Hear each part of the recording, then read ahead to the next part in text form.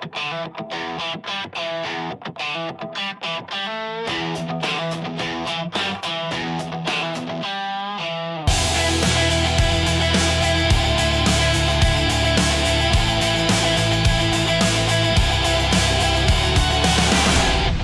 to the All Access Entertainment Podcast. I am your host, Joseph Bruen. A very special guest this week, none other than Mr. Kenn Scott. Ken, thanks so much for joining us this week. Joseph, it's very good to be here with you. Thanks a lot, man. Absolutely. A lifelong Turtles fan myself here. So to have you on today is a great deal, and really appreciate you taking the time. Well, I just got back from, where were we? Sacramento, doing a Comic-Con up there. So I'm primed and ready. Let's talk Turtles. Excellent. Well, actually, that was one of my questions, so we'll start with that. You know, meeting the fans one-on-one, getting that opportunity to travel to different Comic-Cons and conventions. What has that experience been like for you thus far? And is there one that maybe stands out, meeting a fan? Wow. Well, overall, traveling to Comic-Cons has become like this sort of unexpected treasure in my life. And I mean that from an emotional point of view. We did this movie 36 years ago. And to this day, me and my fellow Turtles and some other castmates, we all travel around to Comic-Cons and we get the opportunity to meet people where Ninja Turtles has meant so much to their lives. They will share with us infinite stories, but some might be about how their family got through some hard times by watching Turtles, or brothers and sisters learned how to get along, or it gave them something to bond, or the stories just go on and on and on. And when you're at a Comic-Con and you're sitting there and you're meeting somebody that this has meant so much to their life, it's provided in essence a mythology for a generation and for various people. And oftentimes when they are meeting us, it's the first time they're meeting a human being who has something to do that represents this intellectual property, this thing that has meant so much to them.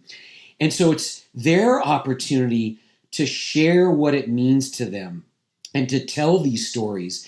And the emotional journey that these people go on. And when I say these people, I mean the fans. They're not separate. I don't want to say these people, but the emotional people that these wonderful fans go through, the emotional journey is amazing, because people will come up to the table, they'll be shaking, they'll be crying, they'll always say a lot of the same thing. I'm so nervous. And for me, and I can probably speak for some of my fellow castmates, to be on the receiving end of this thing and this thank you that they want to give, or just this confession they want to have about how something is meant to them, to be on the receiving end is truly a blessing in life. And it makes you realize, not that I'm so great, I'm just a small part of this overall Ninja Turtle thing, but to just have been a part of something that's meant so much to so many people, and then be the representative that allows them to share the depth of their emotion and what it means, is an amazing, amazing experience. And absolutely, yeah, we've met so many people with so many various stories, and you know, there's not one that's better than another, but so many people that are in the Comic-Con world and that love Ninja Turtles and other properties as well, they're challenged in some ways. Sometimes they're socially challenged or physically challenged, developmentally challenged, whatever, and a lot not. But for meeting those people and seeing what they're overcoming and what they're dealing with and how Ninja Turtles has inspired them. You know, you get a kid that says, hey, I got Ninja Turtles and it inspired me to take martial arts. Oh, that's awesome. But then somebody else comes up and says, hey, I watch Ninja Turtles every day I was in the hospital when I was going through chemotherapy, and it's the only thing that made me laugh and put a smile on my face and made me feel like I could do something about my situation. And so no matter the broad spectrum of what they go through is incredible, and incredible to be able to share it with them. Yeah, and rewinding to the very beginning, for you personally, you know, growing up as a kid yourself, you know, what were some of your earliest memories of film and cartoons and that sort of thing? Wow, my first memories of media.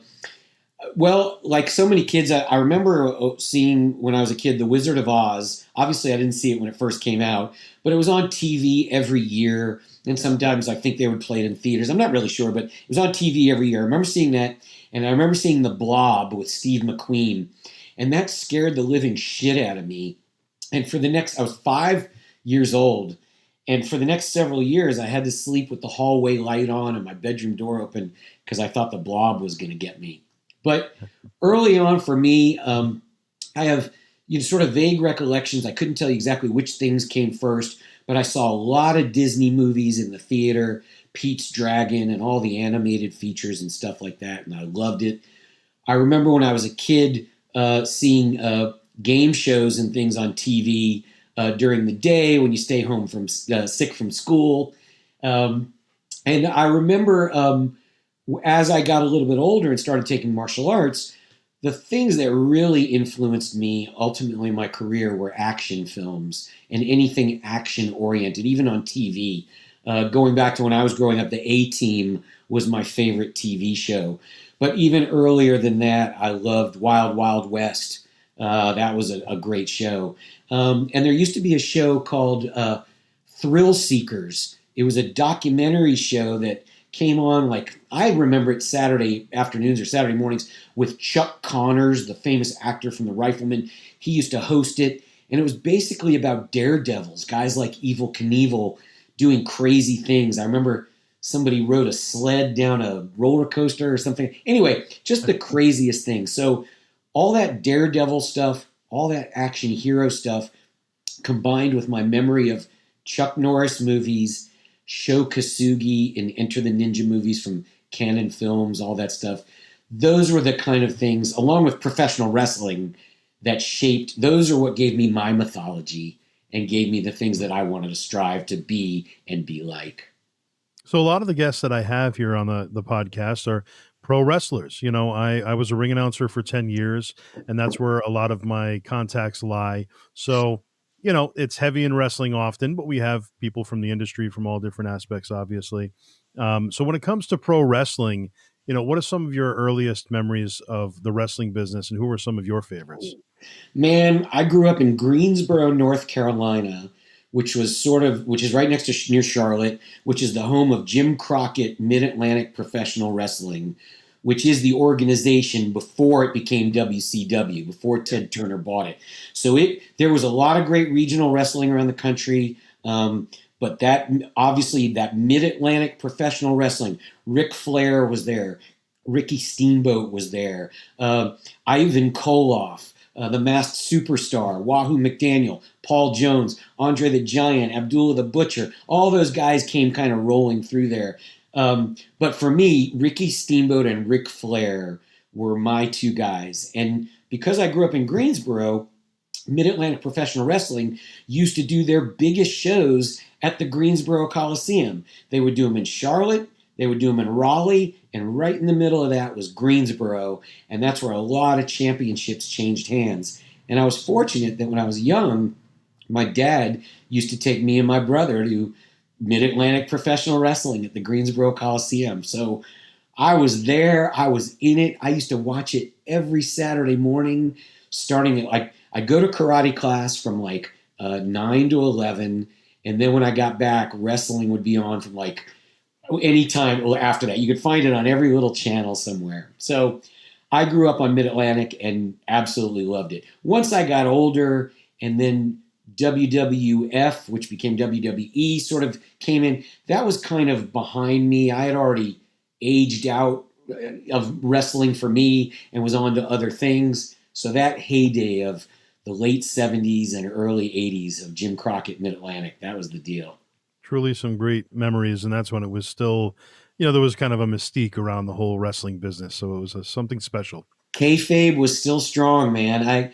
My two most recent wrestling memories and things that I've done, which are awesome, is one is just recently at a Comic-Con, I spent time with Ricky Steamboat, and I wrote a book, an autobiography about being a Ninja Turtle, and it was an Amazon top pick and all that. It's called Teenage Ninja, the Mutant Turtle, Becoming the Real Raphael. But I wrote a book. I was real proud of it. It did real well. And I mentioned Ricky Steamboat and Ric Flair and all that and all those guys in it talking about how it influenced me to pursue my action hero life. I showed that to Ricky, and I was like, Rick, I would love to write your biography. I said, I've read Ric Flair's, I've read Mick Foley's, I've read Lex Luger's, I've read so many different wrestlers that have written them. And I was like, but you haven't done one yet. And I said, I'd love to do it. And he to him, I'm just fanboying out on him. So I'm just another guy. He's like, well, I don't know. And this, but then we started talking about what it might be. And he started telling me some stories that, a lot of people probably don't know about behind the scenes things. So I was getting goosebumps, man. I was all excited. So I don't know if it's going to happen, but we're kind of talking. It's a lot of work. We'll see if I want to do it. We'll see if he wants to do it. But man, if I could spend time with Rick Steamboat and write his book, that'd be awesome. Wow. The other thing is, just recently I was a special guest referee at a regional wrestling promotion. Because of my love of wrestling, I encountered and met a friend here in the Dallas-Fort Worth area that's a regional professional wrestler, and he travels around the country, but he's based out of here. And he just said to me one day at a party, he's like, hey, would you ever be interested in doing anything? I was like, dude, you have no idea. I said, ever since I was a kid, man, wrestling's my thing. I said, I want to be a referee. I'm not big enough to be a wrestler or whatever, but I've always wanted to be a referee. And he's like, I think we can arrange that. So over the course of the next 2 months, we actually created this whole storyline on social media. We started bickering back and forth, and he started calling me out. I started calling him out. And then over the course of a month or so, we both appeared at 3 different events and went from slapping each other to signing a contract in the ring to finally having a wrestling match where he had to wrestle my champion and I was the special guest. And he ended up losing his title after I spinning back kicked him and slapped him and all that. It was great. It was a dream come true.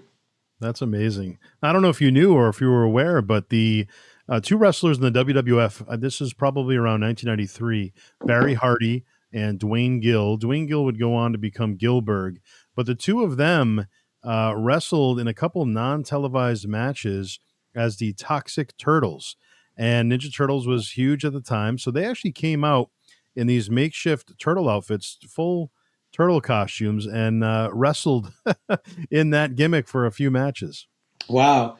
That's I wonder if they got stopped because of it. They probably did, because it never made it to TV. Yeah, any IP. The only wrestler I know that was associated with Ninja Turtles was Kevin Nash, who was the Super Shredder in the second movie after Francois Chow, who plays the Shredder in the second movie, drinks the ooze and then boom, turns into Kevin Nash. And that was cool working with him. Super nice guy. And then years later, I ran into him at a Comic-Con with Ric Flair, and one of my favorite photos is me, Kevin, and Ric Flair together. Wow. Yeah, I love it. So yeah, why don't you share some of your memories, meeting Nash on set and, obviously, Raphael of the Ninja Turtles, Secret of the Ooze, Part 2, huge film. And, Super Shredder was kind of a larger than life character and just the ultimate ending to the movie. Your memories from that film specifically and meeting Nash on set. Well, that's a lot of memories, man. That was 9 weeks of shooting and 2 months of rehearsals and all that kind of stuff. And it was an amazing experience to be part of the entire Turtle thing. Specifically in Secret of the Ooze, I had moved on and had a different job in Secret of the Ooze than I had in the original Ninja Turtle movie. In the first Ninja Turtle movie, I actually started as a foot soldier and most famously played the fellow Chucker that goes against Michelangelo in the scene in April O'Neil's apartment during the big fight. But early on in the film, when the stunt man for Raphael got hurt during the scene with Casey Jones in Central Park, the stunt guy, a guy from Hong Kong, he broke his nose and he was unable to wear the turtle suit after that. And they immediately needed another Raphael to do all the rest of the action and fighting for Raphael in that movie. And so the stunt coordinator, Pat Johnson, brought me to the Henson Creature Shop and said, hey, Ken, time is money. We need a new Raphael for the whole rest of the movie. If you can fit into the Raphael costume, you're going to be the new Raphael and do all the action and fighting. And so I did everything I could to fit myself into this costume, and I became the action actor for Raphael. Now, in each movie, there's 4 guys that play a turtle. There's a guy that wears an animatronic suit that has all the electronic servos in the face and the head that make the turtle talk and have emotion and all that. Then off camera is the second guy. That's a puppeteer from the Jim Henson group, and that's the person that's actually making the turtle talk and say the lines and move the eyes and all that. The third person wears the turtle suit with no electronics in it and does all the fighting and all the action. And then when the movie's done shooting, the fourth person comes in and does all the vocal work, lays down the voice for the turtle. So in the first movie, Josh Peiss was the guy in the animatronic suit doing all that, working with that puppeteer, and I was the guy in the action costume doing all the fighting. When the second movie rolled around, I had reached out to Pat Johnson. Actually, it's kind of funny. Pat Johnson, who was the stunt coordinator and fight choreographer on the film, he's kind of a legendary figure. He was the fight choreographer and stunt coordinator on the original Karate Kid movies, and people might recognize him. He's the referee in the last match between Daniel San and Billy Zabka, and he's like, go to your corner, go to your sensei. So that's Pat Johnson. Pat Johnson was coordinating the film, and basically what had happened was, hold on now, I got to get back to my story. Pat Johnson was putting the whole action together, got me involved with that, and then when we moved into the second film, he called me one day and he said, hey, Ken, Josh Peiss is not coming back as the actor turtle. I just thought you might want to know that, but you didn't hear it from me. And he hung up the phone. And I was like, Pat's giving me this opportunity. He knows because in the first film, I spent all this time telling him about my dreams and my goals, and he became like this father figure to me.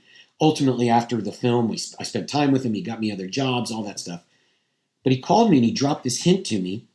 And so I ended up reaching out to, I found a call sheet with the phone number of one of the producers from the first film. And I called him up and he answered his own phone because I got it right off the sheet. I said, his name was David Chan. He was one of the Golden Harvest producers. I said, David, it's Kenn Scott. Actually, my name was Ken Traum at the time, but eventually I dropped that because nobody can say it or spell it. So Scott's my middle name. That's how everybody knows me now. I said, hey, it's Ken. And, I hear that Josh isn't coming back for the film, and I would like to audition for the part of Raphael, the actor animatronic turtle. And he said, well, Ken, we've got a lot of people. You're very good in the stunts. We're comfortable with you there. But, and he gave me an opportunity. He said, here's what I want you to do. Make a videotape. Back then it was still VHS. He goes, make a videotape of yourself acting like Raphael. Do a couple of scenes from the first movie, send it to me, and I'll share it with the other people. So I went out in my front yard. I wore a green t-shirt to try to look like a turtle. And I just was like, cricket, you got to know what a crumpet is to understand cricket. And I did all this kind of stuff. Eventually sent it to him and got the call a few days later. Actually, there's a lot more to it. They auditioned all these other guys, blah, blah, blah. I wrote all about it in my book, Joseph, Teenage Mutant Ninja Mutant Turtle. But anyway, I ended up getting the job as the animatronic suit actor. So it's a long way around to get to your question about my memories from the second movie. But I had a different job on the second movie. I went from being martial arts guy, action guy on the first movie, to now it's animatronic suit guy. And that started this whole other journey where I got to go to London and I got to go to the Jim Henson Creature Shop and go get my body cast made so they could make a custom-made turtle suit just for me. That was an amazing experience. Just alone going to the Henson Creature Shop and walking into this kind of magical, it felt like I was in somebody's garage with all the paint and wood and plaster and everything. But what a magical experience to sit there and talk to those people. Everybody's got English accents, so it feels like you're in Willy Wonka or something like that. Yeah. And it's like they're all talking with their English accents and they're running around and they're sculpting magical things. So got to go to London, got to get my suit made, got to go there a couple of times so that we could rehearse with the puppeteers and get used to the heads and what it was like working together. We actually spent time with the puppeteers and the actors playing games in the turtle suits, like literally playing charades. So what they would do is they'd have the four turtles play charades with the masks on, and the four animatronic suit actors are doing all the motions, and the puppeteers are working the faces and talking and doing the guessing. And so it was eight guys trying to create four characters together. Yeah. So that was super cool. We eventually got to the set. It was really great to be part of the movie as what was first unit. Second unit is all the stunts and action. First unit is all the animatronics and acting, and being a part of that, because my dream was always to be in the movies and be an action hero. Granted, I was behind a rubber, foam latex suit, but I was part of the focus of the movie making process. 65 crew members are all, when the director says action, 65 crew members are all focused in on what's happening in a small little area. And to be a part of that was, again, an amazing feeling. To me, it's like I won America's Got Talent. Like, I'm living my dream. I mean, it sucked ass because I'm under a 65-pound turtle suit, sweating my ass off and being dehydrated. But I didn't know any better at the time. I was like, this is what it takes to be the guy and all that stuff. So that was really awesome to go through that, to have that experience. But it was hard work. It was 6 hours of work in the morning in a turtle suit, sweating your ass off. Then you break for lunch, take a shower, put on another turtle suit, work for another 7 or 8 hours, just grinding stuff out, taking the turtle heads off in between takes and breathing off oxygen tanks. So we ground it out a whole lot. And then ultimately getting to the end of the movie, there's a whole, again, obviously I'm talking a lot, and I could go on and on and on. I have an audio book that I did of my book. It's 6.5 hours long. So when somebody says to me, what was it like being a turtle? I'm like, well, okay, well, sit down. Here it goes. Specifically, to wrap all that up, as we got through the movie, we got to the ending of the film. Kevin Nash shows up. I didn't know who Kevin Nash was at the time. He was young. He hadn't really come out. I was beyond watching wrestling at that point. But the guy was 7 feet tall and had a mullet, had a huge mullet. But he was super nice.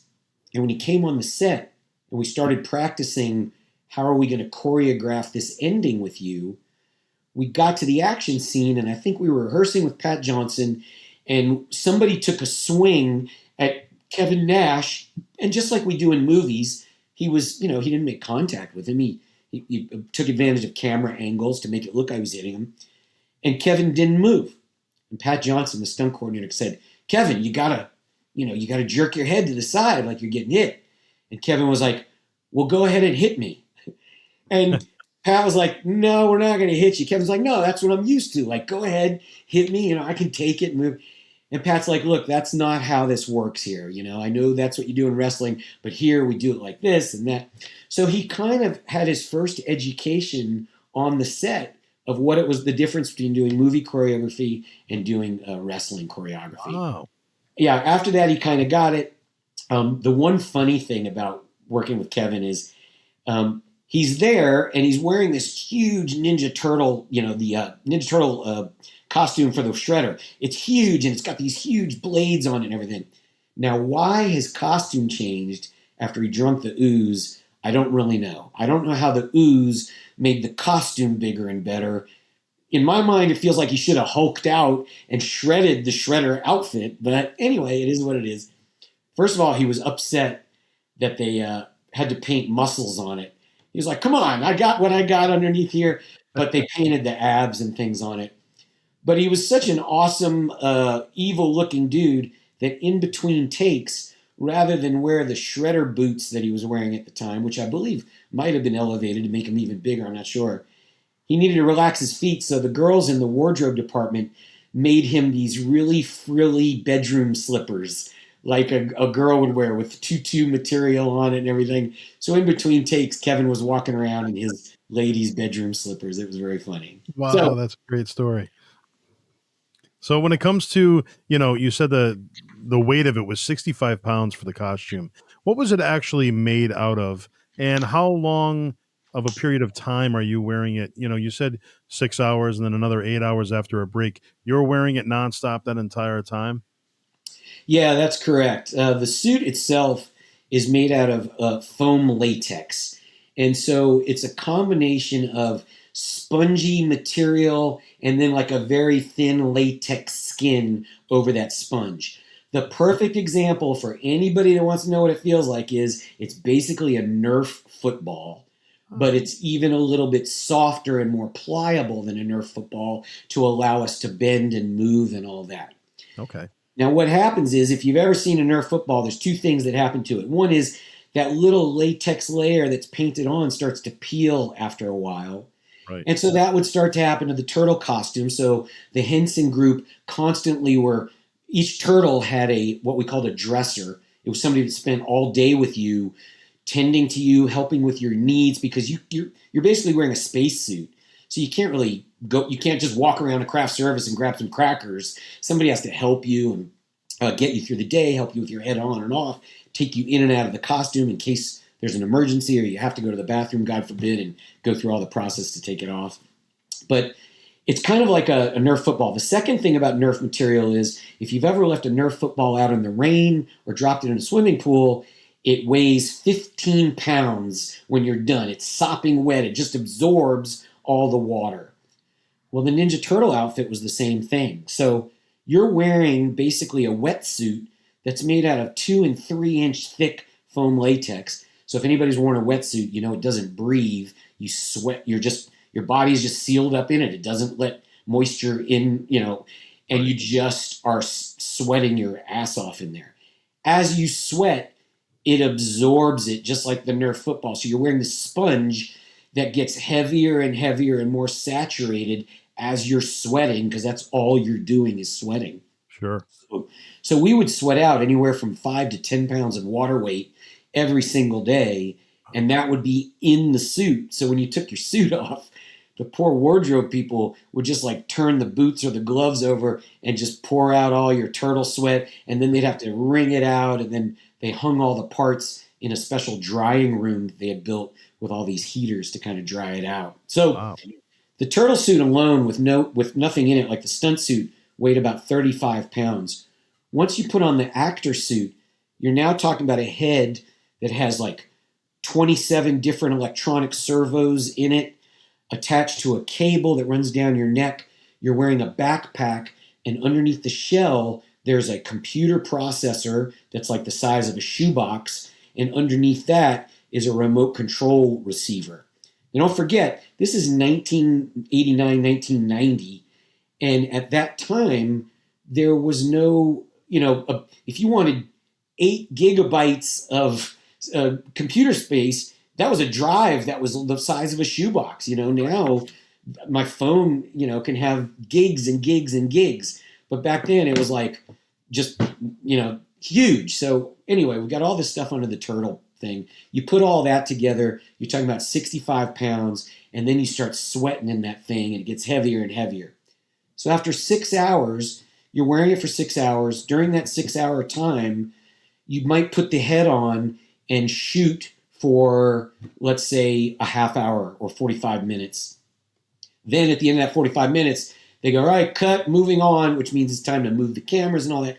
That was the only time we could then take the head off, have a chance to breathe, whatever, 15, 20 minutes, however long it takes them, 10 minutes, half hour to move and relight for the next setup. That's how long you had to rest. Then you put the head back on, and you might have that head on and be working for 2 hours, 20 minutes, anywhere in there. And during that time that you have the head on, you're literally in another world. You're like a space man. You're wearing headphones. You have a microphone. All these electronic servos and things are going off around you. You can barely see out of these 2 little slits that are just underneath the turtle's bandana above the turtle's nose area. And in your headphones, you're listening to your puppeteer talk to you. You're able to talk back to them. And then when it's time for the scene to go, they turn on what's called the open channel. And then you can hear all the puppeteers talking and all the turtles talking. So you're listening to 8 guys talking while you're trying to do the scenes and everything. breathing, sweating, and just, hopefully having people walk you around. And then ultimately waiting for the moment they go, all right, take your heads off, take it off. And then you just start chugging Gatorade and breathing from an oxygen tank. Wow. So, how were the sets? Were they extravagant or were they not sets where you were actually the fight scenes that were in the houses and stuff? Would that actually take place in a house or was it actually a set? No, pretty much everything was a set. Okay. Yeah, I mean, now there's some exceptions to that. Obviously exteriors for certain things, like April O'Neil's farmhouse was a real farmhouse where they shot outside, and then they went and shot some interior stuff, and we trained out in the field that's in front of it for the training sequences. The Shredder's headquarters was in an abandoned cement factory, and they went in and built that skateboard ramp and brought all the video games and all that stuff, and just this dangerous, condemned kind of looking place. They filled that up. But everything else, the sewers literally were built on a soundstage, all out of wood and all this stuff. The interior of April's apartment, the interior of the antique shop, and then everything that was the city streets, for the most part, was the back lot at, what was it, the Screen Gem Studios in Wilmington, North Carolina. The only exterior stuff that was kind of shot that's more prominent is when Raphael goes to New York. In both movies, Raphael was the only turtle that got on an airplane and went to go film in New York. Otherwise, everything else was shot in North Carolina on sound stages and sets. In the first movie, Raphael goes to New York and he's outside. He goes to the movie theater to see Critters, and then he chases Casey Jones across the street and gets hit by a taxi cab, and then goes into the very real subways of the New York. In the second movie, Raphael is hanging out with Keno by the Brooklyn Bridge and helps Keno go join the Foot and all that kind of stuff. So all that was kind of New York stuff. Everything else was inside. And what was cool about that is we could destroy it. Like, we destroyed those sets when Raphael falls through the roof. Now, the roof scene, in the first movie, Raphael fights all the foot soldiers. And he's like, come on, how you guys expect to beat me? Good answer, good answer. During that scene, when it starts, that's actually a real roof in New York that they shot. And I was up on the roof I come out and the director goes, okay, you just had a fight with your brother Leo. Come out on the roof and just get mad and just punch the air. And so I walked out on the roof and I'm doing all this stuff, and they shot it from another roof a quarter mile away. As soon as it changes to the moment where I'm looking over the edge of the roof to just kind of see what's going on, the shot cuts to behind, in front of my head, looking at me, looking down, and now that's a rooftop, but it's on a soundstage in North Carolina. So it went from real roof to soundstage, and then from that point forward, the whole thing is soundstage fight down into the soundstage apartment. We crash through the wall of the ceiling, and then we're actually fighting in the antique shop set from there. Okay. And the first film, the big scene on the roof where Shredder gets tossed into the garbage truck, without the movie magic, kind of peeling that away, how did that scene look in person? What kind of, what went into that? What went into the scene of the garbage can sequence? The garbage truck sequence. Yep. Man, it was a lot of coordination. There's a lot going on in that scene, and it ultimately culminates with every character in the film showing up on that scene. The police chief, played by Ray Stearns, Casey Jones, April O'Neil, the Turtles, Splinter, the Shredder, the Foot Soldiers. Everybody's in that whole big finale. It was really cool because in addition to doing Raphael stuff, there's a lot of stuff too that I got to do as the Foot Soldier, because I was able to play both things at times. So when the Foot Soldiers are all climbing up the fire escape and trying to get to the roof, I got to do some high falls off of that kind of stuff. There was a lot of coordination with the high fall when Shredder finally tries to kill Splinter by throwing a knife. When he falls, he falls into a garbage truck. That fall was done by a professional stuntman named Tom DeWeer, who has now passed away, unfortunately. Tom was in Karate Kid, worked as the stunt guy in Karate Kid 3 with Pat Johnson, because Tom is very good at high falls and rappelling and climbing and all that stuff. So for me, this is the first time I was on a movie set where somebody was actually doing a high fall from, 3 stories or whatever it was up. And setting that up was awesome, man. After watching Thrill Seekers and all those documentaries as a kid and behind the scenes things, which I love and the movie Hooper with Burt Reynolds, here was a stunt guy doing this amazing fall. They brought out to this day, I couldn't swear whether he went into cardboard boxes or an airbag. I don't remember right now. I gotta call some people and see what he went into. Yeah. But man, just watching him fall, he came back on the second movie and he got nominated for an Academy Award for his technology that he invented. He was very big in creating what was called decelerators. Decelerators allowed stunt guys to attach themselves to a cable and fall at a natural speed. And at the end, rather than just jerking to a halt, which would kill you, the decelerator actually locked in and decelerated you at the end, so you could actually do a high fall with no airbag or no boxes underneath you. And they used that extensively on the second film. But on the first film, they ultimately pieced him going in the garbage can. And out of that scene, some of the at least one of the most famous lines of all came out of it, which was one of the foot soldiers takes a swing with the axe, and I think it's Michelangelo that goes, "I love being a turtle."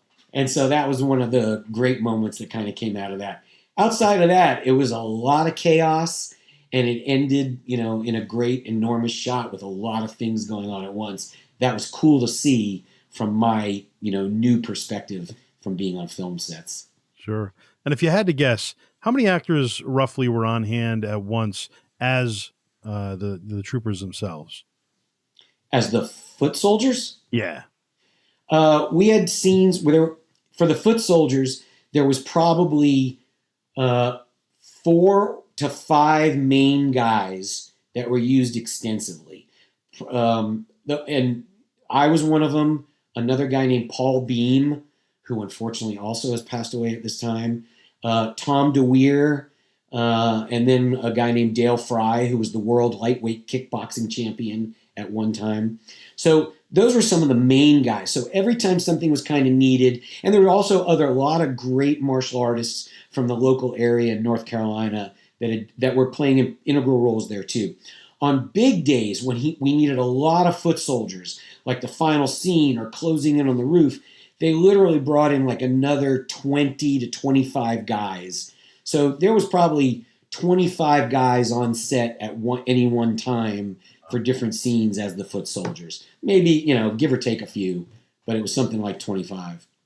And you also had, let's hear about your whole background in martial arts and how that started for you.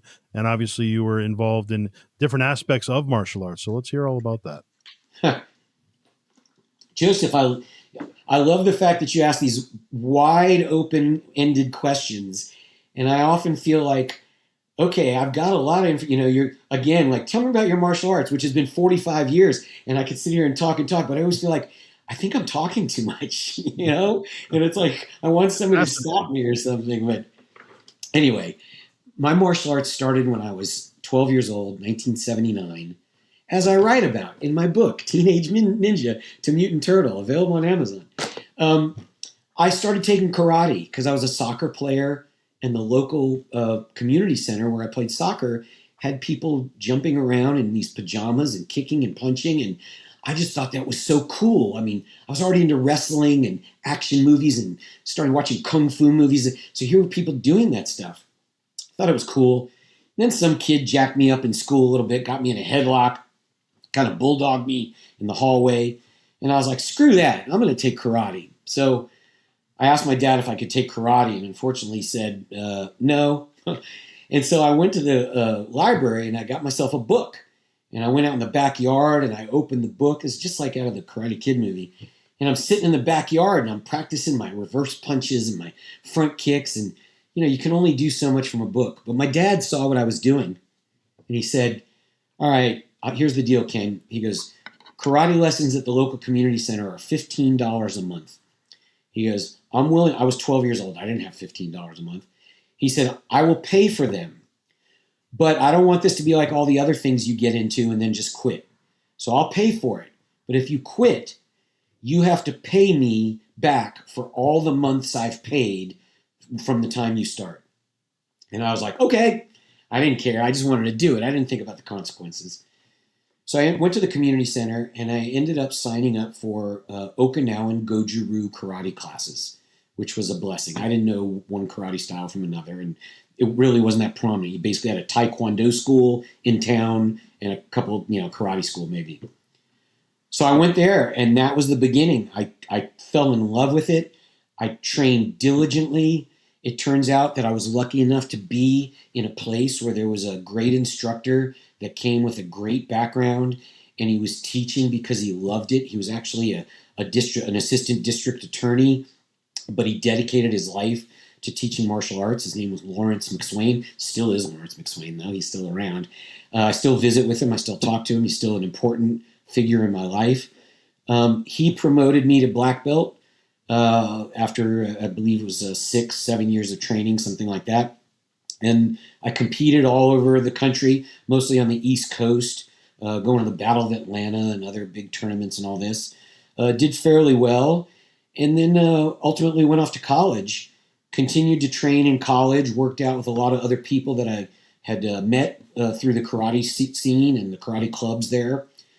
And then got my job in Ninja Turtles, all based on the experience I had and sort of the eclectic system I was putting together for myself. Because of all my traveling and tournaments and stuff, I had kind of moved beyond traditional Goju-Ryu techniques. And, I was trying to do fancy stuff. I was doing tornado kicks and jump spinning hook kicks, not necessarily traditional things. Started to make it my own, did Ninja Turtles, moved to LA. And then from there, continued my pursuit of martial arts by studying Shaolin Kung Fu, Tai Chi, American Kempo, some Muay Thai, some Polynesian art. I studied a little bit called Lima Lama.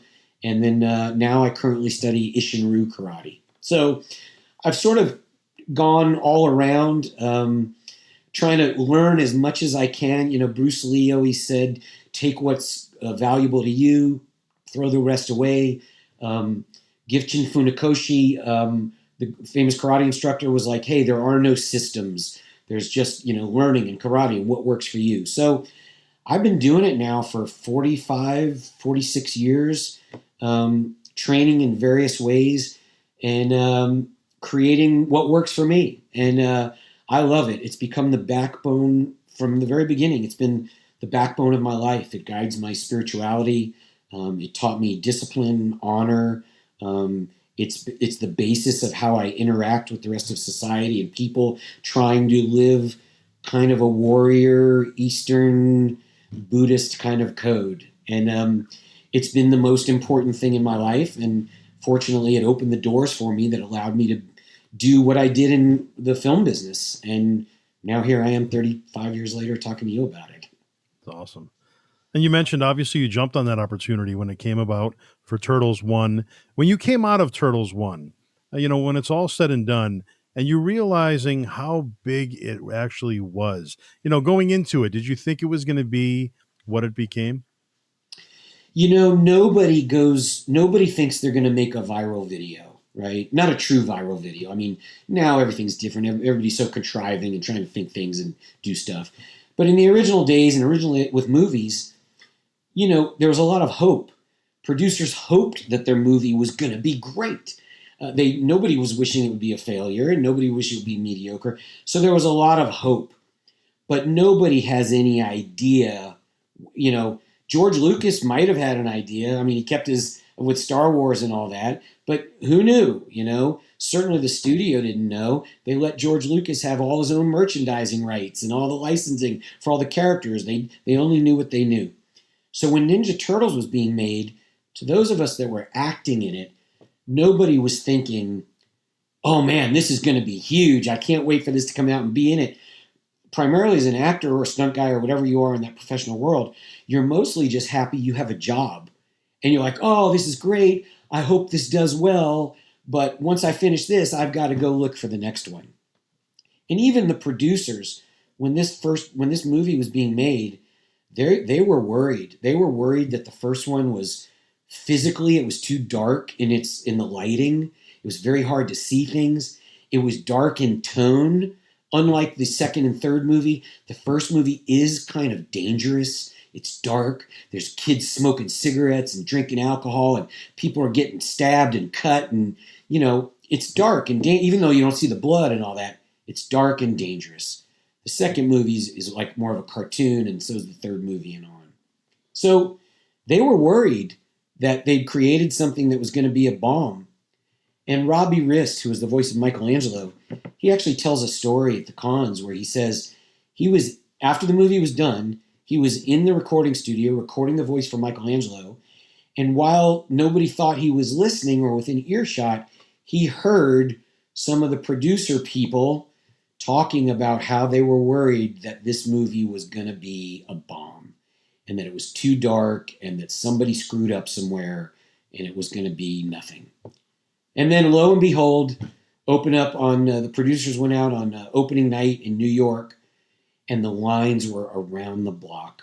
Wow. And Robbie Rist finishes his story by saying, yeah, I didn't know what it was going to be, so I went and tried to get tickets for Friday night, and they were like, it's sold out. And he's like, well, what about the 10 o'clock show? Sold out. Any other shows? Well, they're all sold out. What about Saturday? Sold out.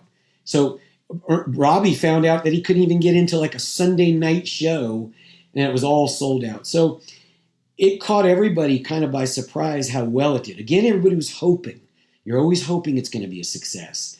But no, I don't think anybody knew that it was going to be the most successful independent film of all time up to that point, and then literally changed the world. I know Ninja Turtles was a comic, and that planted the seed.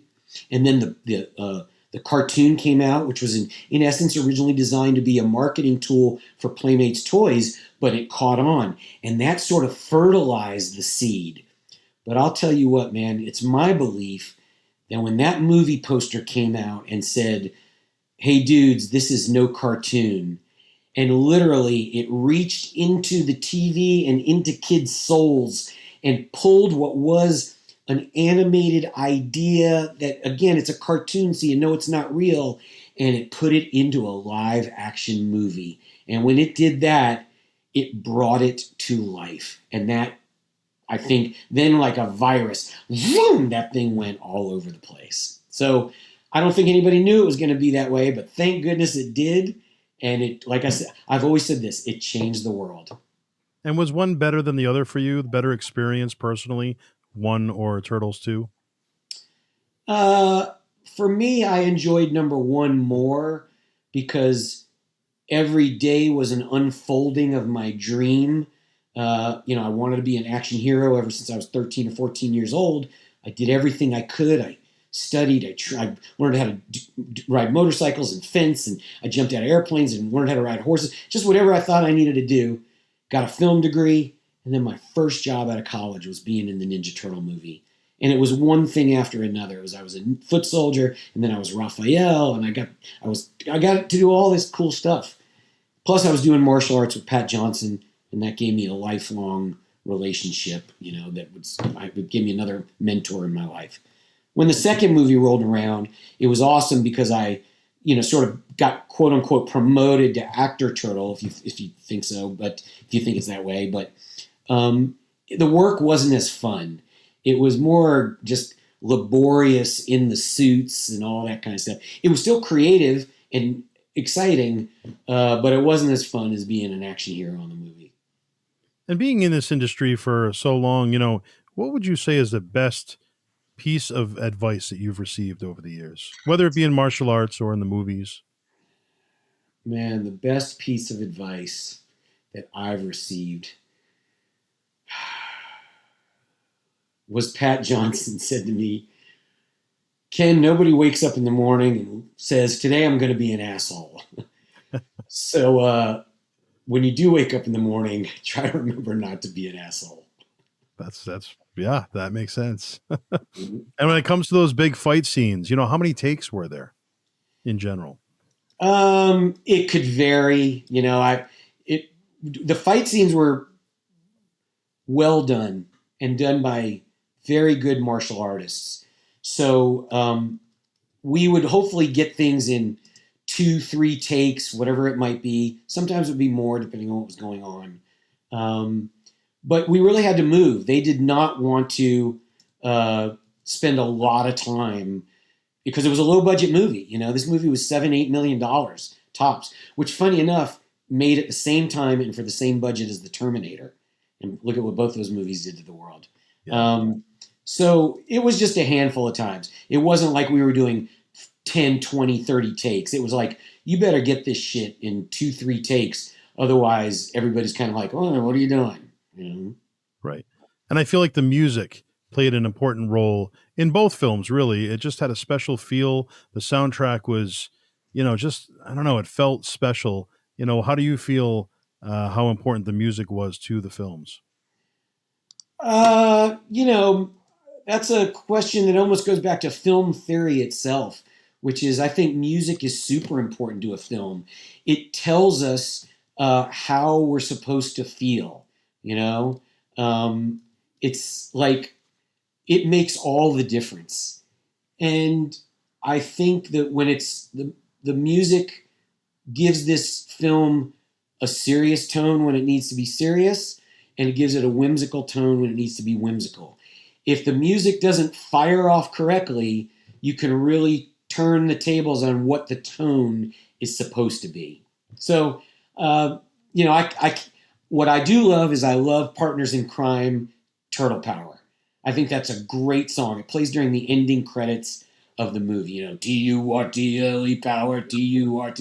That was an awesome film. Awesome song. I super love it because it says Raphael is the leader of the group, which turned into a whole big debate over time.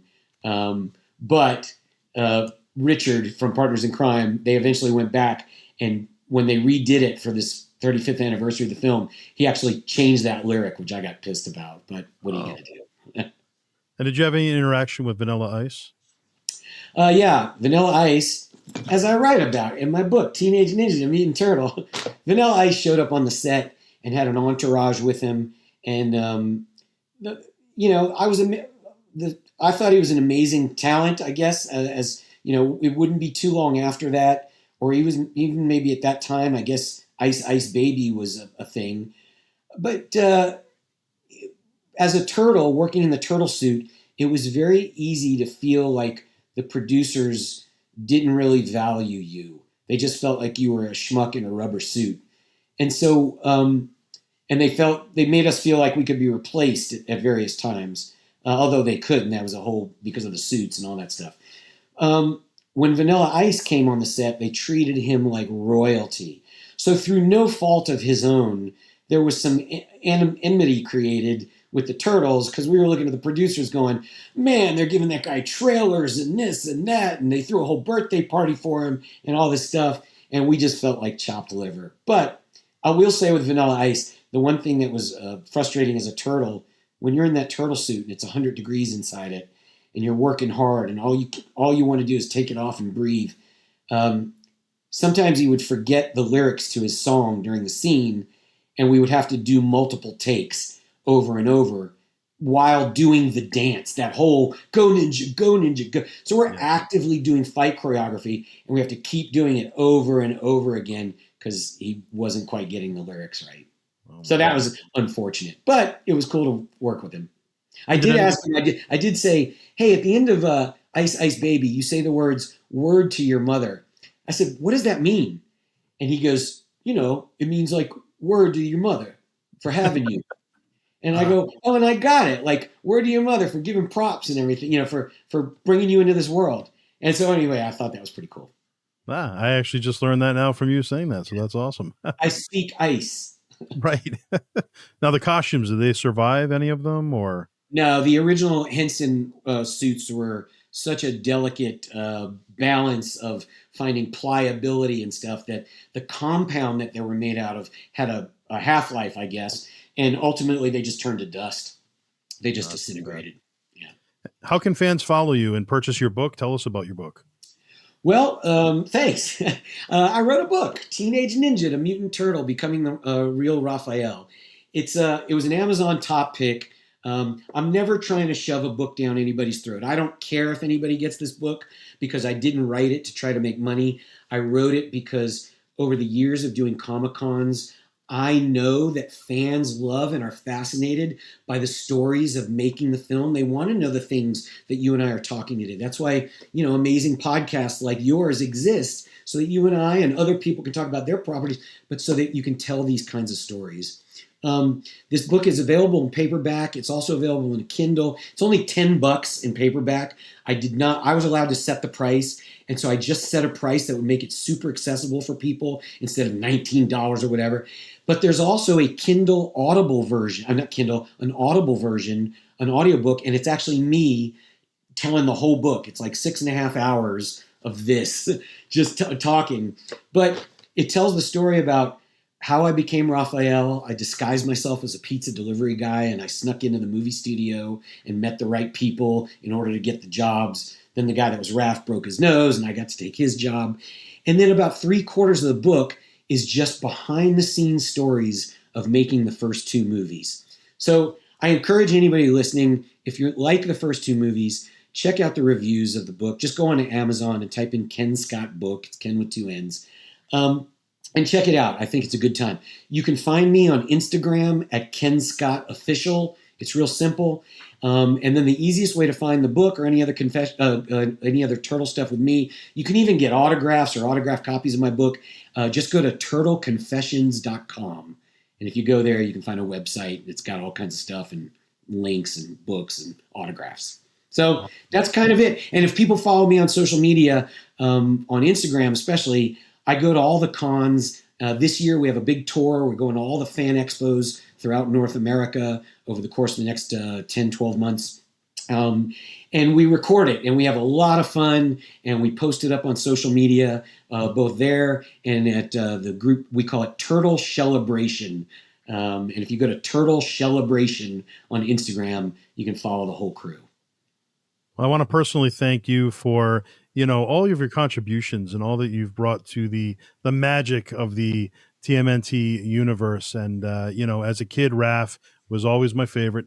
And it means a lot that you took the time to do this interview today. And as you can see behind me, we've got all the Turtles figures, and I've been collecting them for years now. So really appreciate you being a part of this. And in closing, fast forward many years from now, looking back at your career as a whole, whether everything you've done, the martial arts and the minor league baseball and the films and everything you've been involved in, author obviously, what do you want your legacy to be? How do you want to be remembered?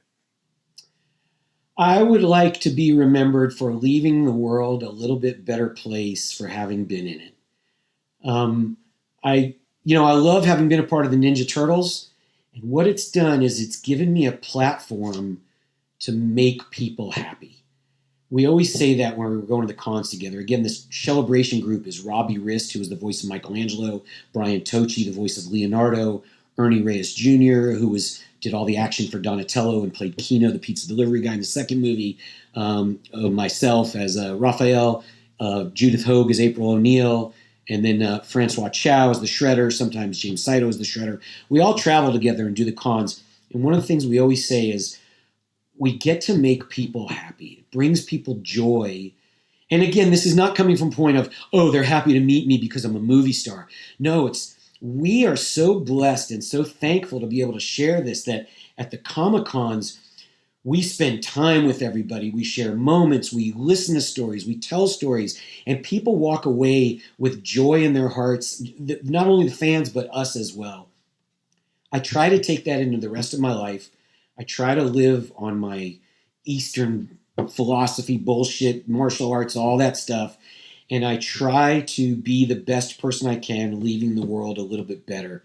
I try, pick up a piece of litter here and there, make it a little cleaner, a little nicer, and a little sweeter for everybody else if you can. Well, Raphael of the Teenage Mutant Ninja Turtles, Mr. Kenn Scott, thank you so much for being here, taking the time today. For Kenn Scott, I'm Joseph Bruen, and this has been the All Access Entertainment Podcast.